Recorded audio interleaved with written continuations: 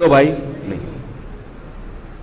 میں نہیں بیعت کرتا اس کے ہاتھ، کیونکہ یزید کے بارے میں خبریں تھیں، بعض کہتے تھے شراب پیتا ہے۔ حضرت مفتی محمد تقی عثمانی صاحب کا انہوں نے فرمایا ہے کہ کسی مستند روایت سے ثابت نہیں ہے شراب پینا، روایتیں ہیں مگر کوئی اوتھینٹک روایت نہیں ہے۔ تو اب نتیجہ کیا نکلا کہ حضرت حسین رضی اللہ تعالیٰ عنہ کے پاس کوفہ سے خطوط آئے۔ کوفہ کا گورنر تھا ابن زیاد، وہ بھی یزید کا آدمی تھا، بڑا ظالم آدمی تھا وہ۔ اہل کوفہ کے خطوط آئے کہ آپ آ جائیں یہاں پر، یہاں سب لوگ آپ کے ہاتھ پر بیعت کرنے کے لیے تیار ہیں۔ حضرت حسین کا خیال یہ تھا کہ اگر یہ سب تیار ہیں تو یزید کی حکومت بغیر لڑائی کے، بغیر بڑے قتال کے، مسلمانوں کے خون خرابے کے بغیر ختم ہو سکتی ہے۔ آئی بات سمجھ میں؟ جو انفارمیشن آپ کو ملی تھی، جو نالج آپ کو ملی تھی، وہ نالج غلط تھی۔ اگر وہ نالج صحیح ہوتی تو حضرت حسین کبھی کربلا کی طرف رخ نہ کرتے، کیونکہ حضرت حسین کا موقف بھی یہی تھا کہ مسلمانوں کی تلواریں آپس میں نہ چلیں۔ حضرت حسین رضی اللہ تعالیٰ عنہ کے پاس جب 50 سے زیادہ خطوط آئے ہیں اہل کوفہ کی طرف سے کہ آپ آئیے، آپ آئیے، آپ آئیے، تو پہلے حضرت حسین رضی اللہ تعالیٰ عنہ نے اپنے رشتہ دار جو آپ کے چچزاد تھے مسلم بن عقیل، ان کو بھیجا۔ نتیجہ کیا نکلا؟ مسلم بن عقیل کا وہاں پر حکومت نے گرفتار کر کے ان کو قتل کر دیا۔ اب یہ ایک ایسا ظلم تھا جس کے ظاہر ہے کہ کسی کو سفیر بنا کے بھیجا جائے، کسی کو حال احوال دیکھنے کے لیے بھیجا جائے، اور حضرت حسین کی نیت ہرگز بغاوت کی نہیں تھی، مگر کوفہ کے گورنر کو اور یزید کو یہ خیال تھا کہ خلافت کے اصل اہل یقیناً یہی ہیں، کہیں ایسا تو نہیں ہے کہ یہ امیر بننا چاہتے ہیں، یہ خلیفہ بننا چاہتے ہیں۔ ایک خوف اس کے دل میں بیٹھ گیا تھا، ایک لاشعور میں خوف ہوتا ہے نا، انسان کے دل میں بیٹھ جاتا ہے کہ آپ 100 دفعہ بھی کہیں بھی میری یہ نیت نہیں ہے، مگر وہ ڈر رہا ہوتا ہے کہ یار یہ کچھ کر نہ لیں۔ تو جب مسلم بن عقیل کو شہید کیا گیا، حضرت حسین رضی اللہ تعالیٰ عنہ جا چکے تھے۔ جب حضرت حسین رضی اللہ تعالیٰ عنہ کوفہ کی طرف جا رہے تھے، بہت سارے صحابہ نے آپ کو منع کیا، جن میں عبداللہ ابن عمر رضی اللہ تعالیٰ عنہ بھی تھے، عبداللہ ابن عباس رضی اللہ تعالیٰ عنہ بھی، کہ آپ یہ کام نہ کریں۔ بعض نے تو کہا کہ ہمیں آپ کی شہادت کا یقین ہے، کیونکہ جس حالات میں آپ جا رہے ہیں حکومت یہ سمجھے گی کہ بغاوت کرنے آ رہے ہیں، لہذا وہ آپ کو کیا کرے گی؟ اس بیس پہ قتل نہیں کرے گی کہ آپ نواسہ رسول ہیں، کیونکہ وہ بھی مسلمان تھے، اس بیس پہ قتل کرے گی کہ آپ کی نیت کیا ہے، حکومت کے خلاف بغاوت۔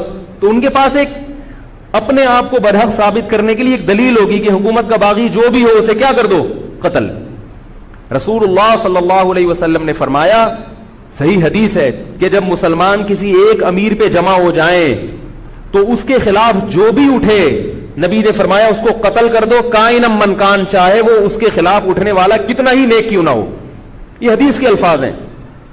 حضرت حسین کا موقف یہ تھا کہ میں نے ابھی تک یزید کی خلافت اور حکومت کو تسلیم نہیں کیا، لہذا میں اس وعید میں داخل نہیں ہوں۔ اب ہوا یہ کہ حضرت حسین رضی اللہ تعالی عنہ جب گئے ہیں اور کربلا کے مقام پہ پہنچے ہیں، تو وہاں آپ رضی اللہ تعالیٰ عنہ کو مسلم بن عقیل کی شہادت کا بھی پتہ چلا، اور اندازہ ہوا، میں بہت شارٹ کر کے سنا رہا ہوں، اندازہ ہوا کہ حالات ایسے نہیں ہیں جیسے میں سمجھ رہا تھا۔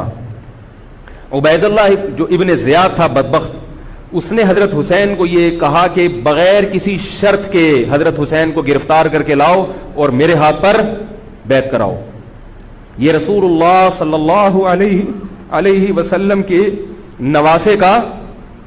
نواسے کی توہین تھی کہ آپ صلی اللہ علیہ وسلم کے نواسے ہیں اور ان کے ساتھ ایسے معاملہ کیا جائے جیسے ایک عام شخص کے ساتھ معاملہ کرتے ہیں، ان کو گرفتار کر کے معاذ اللہ گھسیٹ کے لاؤ اور میرے ہاتھ پر بیعت پر کیا کرو، ان کو مجبور کرو۔ حضرت حسین رضی اللہ تعالیٰ عنہ کا کربلا کے میدان میں موقف یہ تھا کہ میں اگر بیعت ہوں گا تو ڈائریکٹ یزید کے ہاتھ پہ بیعت ہوں گا جو مسلمانوں کا خلیفہ ہے، ابن زیاد کے ہاتھ پر بیعت نہیں ہوں گا۔ یہ بھی اس تاریخ کا ایک اہم پہلو ہے کہ حضرت حسین نے کوفہ جانے کا ارادہ ترک کر دیا اور کربلا سے شام جانے کا آپ رضی اللہ تعالیٰ عنہ نے ارادہ کر لیا۔ اور بعض مورخین نے لکھا ہے کہ حضرت حسین جو واپس آ رہے تھے تو وہ کربلا سے گزر رہے تھے, وہ واپسی کا راستہ ہی شام کا راستہ ہے. نہیں یاری بات میرا خیال ہے سمجھ, وہ جس ٹریک پر چل رہے تھے وہ راستہ کون سا ہے, وہ شام کو جاتا ہے. یہ اس کی علامت ہے کہ آپ یزید سے ملاقات کے لیے, مذاکرات کے لیے تیار, بولو بھائی, ہو چکے تھے. کہ میں خود براہ راست یزید سے مل کے حال احوال دیکھتا ہوں, اگر مجھے سمجھ میں آیا تو میں اس کے ہاتھ میں بیعت ہو جاؤں گا. حضرت حسین رضی اللہ تعالی عنہ کا مقصد حکومت کے خلاف تلوار اٹھانا, بولو بھائی, نہیں تھا, ورنہ وہ اس کے لیے تیار نہ ہوتے. مگر جو ابن زیاد تھا اس نے حضرت حسین رضی اللہ تعالی عنہ اور آپ کے ساتھ جتنے اہل بیت تھے ان پر ظلم یہ کیا اس بدبخت نے کہ اس نے انہیں شام جانے کا راستہ نہیں دیا, اور اس میں اپنی توہین محسوس کی کہ میرے ہاتھ پر بیعت کیوں نہیں ہو رہے, اور لشکر بھیجا جس لشکر نے چاروں طرف سے حضرت حسین رضی اللہ تعالیٰ عنہ کو گھیرا. حضرت حسین نے کہا کہ میں عزت کی جو موت ہے اس کو ذلت کی زندگی پر ترجیح دیتا ہوں. کوئی بھی غیرت مند ہوتا تو اس وقت یہی کرتا کہ بھئی جب میں اپنے دعوے سے بھی دستبردار ہو گیا اور میں شام جانے کے لیے بھی تیار ہو گیا, اب میرا راستہ روکنے کی کیا حقیقت ہے. اللہ تعالی کوفہ کے گورنر کے ذریعے حضرت حسین کا قتل کروانا چاہتے تھے تاکہ اس کی بدبختی ساری دنیا کے سامنے ظاہر ہو جائے. اگر حضرت حسین پھر بھی تلوار چلاتے, پھر بھی لڑتے, تو حضرت حسین پر یہ الزام لگایا جا سکتا تھا کہ معاذ اللہ آپ باغیوں میں ہیں. تو اللہ تعالیٰ نے اپنے نبی کے نواسے کو اس الزام سے محفوظ رکھا اور آپ نے لڑائی کا ارادہ ترک کر دیا. حضرت حسین نے کربلا کے میدان میں جو لڑائی لڑی ہے وہ اقدامی لڑائی نہیں تھی, وہ دفاعی لڑائی تھی. دیکھو جب حکومت آپ کو گھیر لے چاروں طرف سے, آپ کہیں ٹھیک ہے بھائی میں لڑائی سے دستبردار ہوتا ہوں, مجھے میرے گھر جانے دو. حضرت حسین کا ایک مطالبہ یہ بھی تھا کہ یا تو مجھے واپس جانے دو مدینہ, میں جہاں سے آیا ہوں وہیں جا رہا ہوں واپس, مکہ جانے دو یا مدینہ جانے دو. ان کا ایک مطالبہ تھا کہ نہیں, ان کو گرفتار کر کے لاؤ اور زبردستی ہمارے ہاتھ پر بیعت کراؤ. یہ ظلم تھا. نتیجہ کیا نکلا ہے کہ کربلا کے میدان میں آپ کو گھیر کر آپ کو بھی شہید کر دیا گیا, اور جتنے اہل بیت تھے مرد سوائے امام زین العابدین کے جو حضرت حسین رضی اللہ, حضرت حسن کے بیٹے تھے, ان کے علاوہ جتنے بھی اہل بیت تھے ان سب کو قتل کر دیا گیا. اور یہ اسلامی تاریخ پر ایک بدنما داغ ہے یہ واقعہ کہ ایک اسلامی حکومت تھی اور اس کے اسلامی حکمران تھے, اور ان حکمرانوں کے ہاتھوں محمد صلی اللہ علیہ وسلم کے نواسے کا سر جو ہے وہ گردن اڑائی گئی ہے. مجھ سے خدا کی قسم یہ الفاظ ادا نہیں ہو رہے, میں اپنے جذبات پہ بہت زیادہ کنٹرول کر رہا ہوں. وہ منظر کیا ہوگا کہ جب نبی صلی اللہ علیہ وسلم کے نواسے, آپ صلی اللہ علیہ وسلم کے نواسے کی گردن اڑائی گئی ہوگی. تو یہ بہت ایک اسلامی تاریخ میں ایک بدترین واقعہ ہے. لیکن بات یہ ہے کہ جب یہ واقعہ ہو گیا اور قتل کر دیا گیا, باقی جتنے بھی جو زندہ بچے تھے اہل بیت وہ یزید کے پاس لے جائے گئے.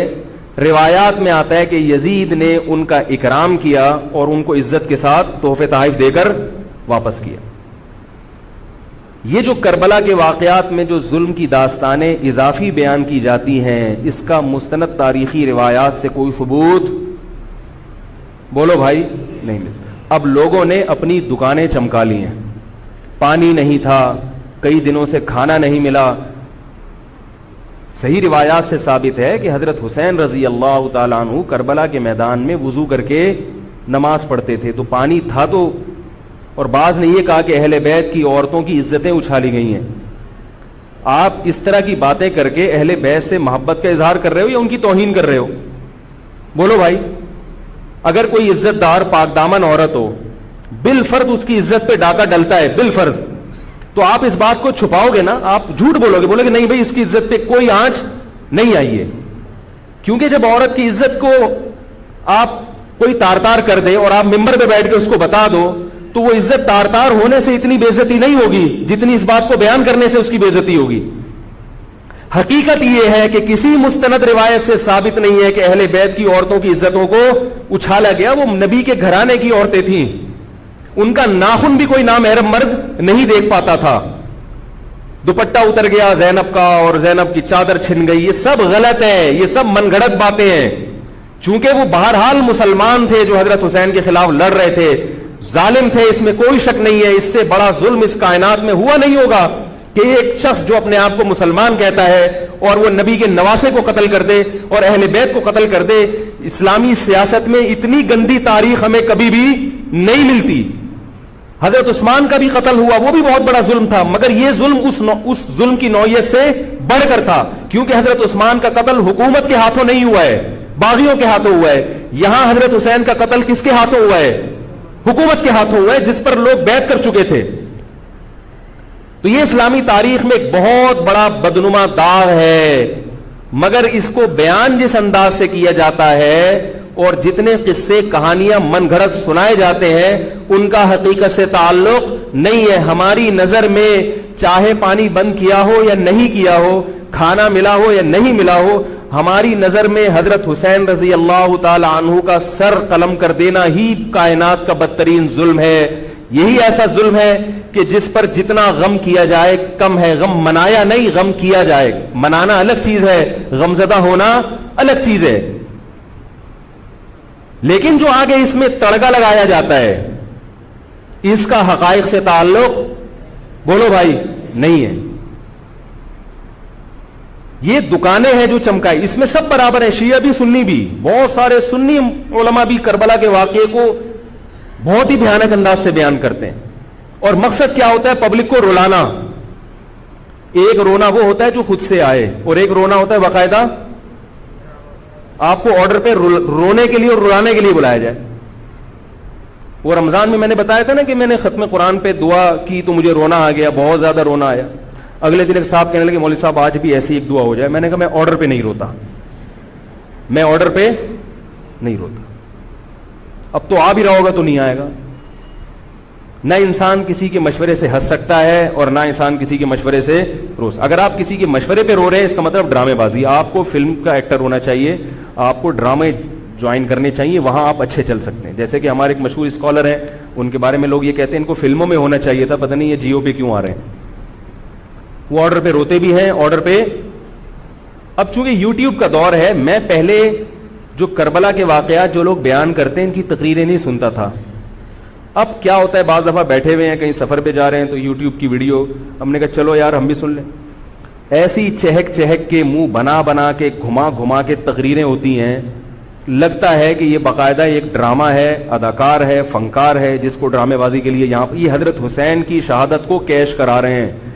یہ حضرت حسین سے محبت کرنے والے نہیں ہیں، یہ ان کی شہادت کو دیکھو. اس کی مثال ایسے جیسے کوئی محلے میں مر گیا، کسی سیٹھ کا بیٹا مرا، اب آپ کو سیٹھ سے قرضہ چاہیے تو سب سے زیادہ آپ روگے نا، تاکہ سیٹھ صاحب سمجھیں کہ محبت سب سے زیادہ کس کو ہے؟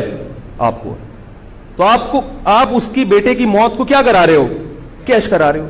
بعض لوگ کسی کی شہادت کو کیش کراتے ہیں، کسی پہ ظلم کو کیش کراتے ہیں. تو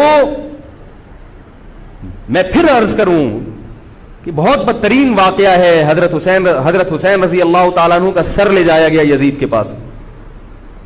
یزید بدبخت نے چھڑی سے آپ کے ہونٹوں کو چھوا. وہاں صحابی رسول نے فرمایا کہ ایسا مت کرو. فرمایا اللہ کی قسم میں نے ان ہونٹوں پہ بارہا محمد صلی اللہ علیہ وسلم کے ہونٹ رکھے ہوئے دیکھا ہے. بارہا میں نے دیکھا ہے کہ محمد صلی اللہ علیہ وسلم نے ان ہونٹوں کا بوسہ لیا ہے. بارہا میں نے دیکھا ہے. ان صحابی کے دل پہ کیا گزر رہی ہوگی جو حضرت حسین کے ساتھ یہ حرکت دیکھ رہے ہوں گے، جبکہ اسی حسین کو انہوں نے بارہا نبی کی گود میں بھی دیکھا اور بارہا نبی کے ہونٹوں کو بھی ان ہونٹوں سے مس ہوتے ہوئے دیکھا. تو جب یہ سر ان کے سامنے رکھا ہوگا اور اس کے ساتھ یہ حرکت ہو رہی ہوگی، ان صحابی کے جذبات کیا ہوں گے. مگر اس کے باوجود جو بتانے کی بات ہے، جو میں بتانا چاہتا ہوں، انہوں نے یزید کے خلاف بغاوت نہیں کی کہ جس یزید نے حضرت حسین کا یہ حشر کر دیا ہو، اگر اس کے خلاف بغاوت ہوگی تو باقی مسلمانوں کا کیا حشر کرے گا. تو اس میں صبر کی تلقین بھی صحابہ نے بتائی ہے کہ حاکم کے مظالم کو برداشت کیا جائے، زبان سے اس کو ہائی لائٹ کیا جائے کہ غلط ہو رہا ہے، تلوار نہ اٹھائی جائے. بات نہیں آ رہی میرے خیال ہے سمجھ میں؟ کیونکہ آج ایک واقعہ ہوا ہے, ورنہ کربلا جیسے درجنوں اور واقعات ہو جائیں گے. تو صحابہ کرام کی سیرت میں ہمیں ہر طرح کے اسباق ملتے ہیں. تو میں یہ عرض کر رہا تھا کہ یہ ہے وہ کربلا کا واقعہ جس کا میں نے آپ کو خلاصہ بیان کیا. اس کے بعد کیا ہوا ہے کہ یہ جو بنو امیہ کی حکومت تھی, اس کی وہ ویلیو صحابہ کرام کے دل میں نہ رہی جو پہلے کسی حد تک برقرار تھی. یہ بہت ایک حکومت کے خلاف لوگوں کے دل میں بغض پیدا ہو گیا اور بالآخر بغاوتیں شروع ہوئیں.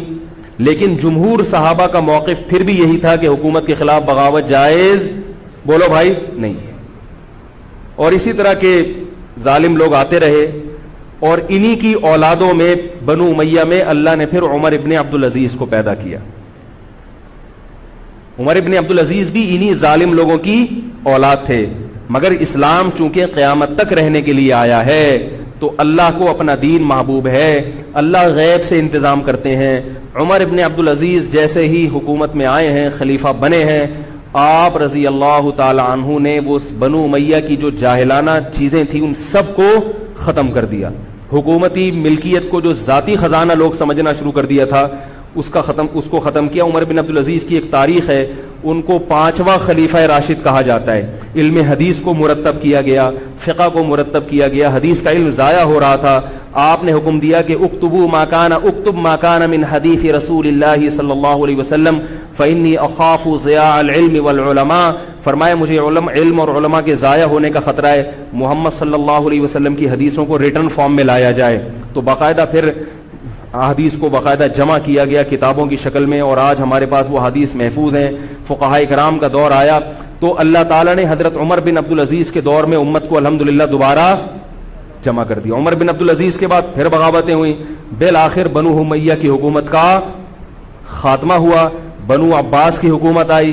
مگر بنو عباس کی حکومت آنے سے بنو امیہ کی حکومت مکمل ختم نہیں ہوئی. وہی ہوا کہ آپ نے اچھی نیت سے بغاوت کی, مگر اس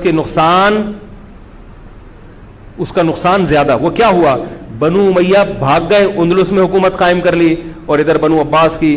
تو یہ تاریخ میں پہلا واقعہ تھا کہ اسلامی خلافت 2 حصوں میں ڈیوائیڈ ہو گئی. اس کے بعد آج تک ایک جگہ مسلمان جمع نہیں ہو سکے. کیوں؟ مسلمانوں نے اس حدیث کی مخالفت کی کہ امیر کے خلاف بغاوت, بولو بھائی.